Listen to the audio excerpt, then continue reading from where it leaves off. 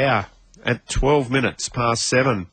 Back in May, we reported on the Victorian government signing off on Unity Mining's plan to sell its local operation and mining licences to GBM Gold.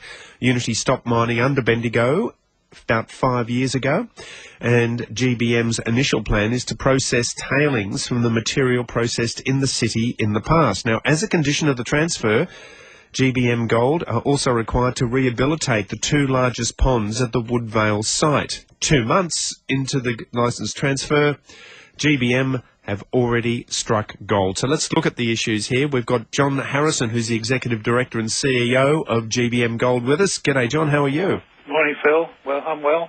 Now, struck gold is like the old cliche, isn't it? But you have actually struck gold. How much have you got? We've produced 62 ounces.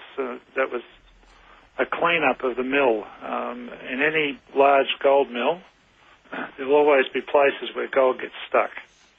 And we've worked through the mill and got 62 ounces of gold worth about $100,000. When you mean stuck in machinery? In machinery, yes, very much in machinery. The Bendigo gold is very nuggety and very coarse, and gold's very good at getting stuck in places in machines that are used to separate it from the quartz that it's in. And we've just worked through and cleaned out the machines properly, and there we go with 62 ounces. How long could it have been stuck there, this gold? It would have built up probably 5 years it's been sitting there, but once they start operating the mill, about 3 years prior to that, it would have started getting stuck. Right, so it's going back to the early part of this century. What is it worth? What is 2 kilograms of gold? I mean, back in the old gold mining days, 2 kilo nugget would have been like, wow, set for life. Yeah, well, it won't be 2 kilos of gold. That's called a gold doré bar. There'll still be some impurities. We expect to end up with about 1.7, 1.8 kilos, and they'll be around $100,000. Not a bad investment, is it? Especially after the Brexit, we've seen the changes in the price of gold. People are going off currencies to gold again. We are very, very happy that the Brexit happened on that occasion, yes. For purely selfish reasons, of course, John. Absolutely. Non-political. Okay. So is that it then? Is that what you're all going to get from the clean-up of the actual site? That's about it? That's about it. We've found a couple more ounces since then, but yes, that's about it. So what are you doing next now on the site? We're focusing on the large sand dam on the site and working with local companies to find sales for the sand. We think there could be up to 7,000 ounces of gold still sitting in that dam. All right. Okay. So that's quite a lot of ounces, yeah, considering what you've already got. We have had a couple of comments from Unity Mining's Environmental Review Committee chairperson, Peter Cox. He said the commitment by GBM Gold to rehabilitate the ponds was not enough. What's your comments on that? The ponds have been there for 20 years, and it's going to take a little bit of time to rehabilitate them. We'll start focusing on ponds 6 and 7, and what we want to do is return it to agricultural land, and we're now starting to work through the processes to do that. Councillor Cox can have a view. It may not be a view we agree with. Okay, so you don't agree with it? No. Okay, you're doing enough, you believe? We are doing enough.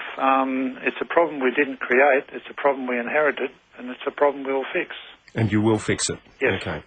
All right. Well, that's really interesting. So, yeah, completing the takeover of the Bendigo gold field, that was just in May. That was just 2 months ago that you guys completed the takeover. So you worked pretty fast. And the payment of $1.1 million to Unity Mining. So, in the end, from what you were saying, or what could be in the ponds, this could be a very good investment. We're planning on it being a very good investment. Bendigo is the second largest gold field in Australia, and it will take time to bring it back to life again, but that's our objective. What about going further, just completely outside your brief? I mean, Bendigo, beautiful city, founded on gold. There were so many great buildings that were built because of gold money. How would you feel that there is, apart from the ponds, that there is still gold down there somewhere that hasn't been taken out yet, do you think? We're quite confident that there is. Unity Mining did a lot of things right. The only thing they got wrong was they got the scale of the deposits wrong, but if you ask any person in gold in Bendigo, and they'll tell you there's still gold down there, Unity did a lot of good work, and we want to build upon that work. So there is more gold to be found around Bendigo.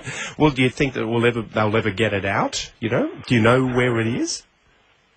We've got a rough idea of where it is, but finding out exactly where it is always the trick. Will we ever get it out? That depends on gold price, Phil. If the gold price goes high enough, there'll always be somebody who'll come and get it. Okay, it's like Lassiter's Reef, I suppose, in a way. There was a book that came out a couple of years ago to say it actually does exist, but the local Indigenous owners, because it's a sacred area, they're not telling anybody where it is, but it actually is. So it's kind of like that.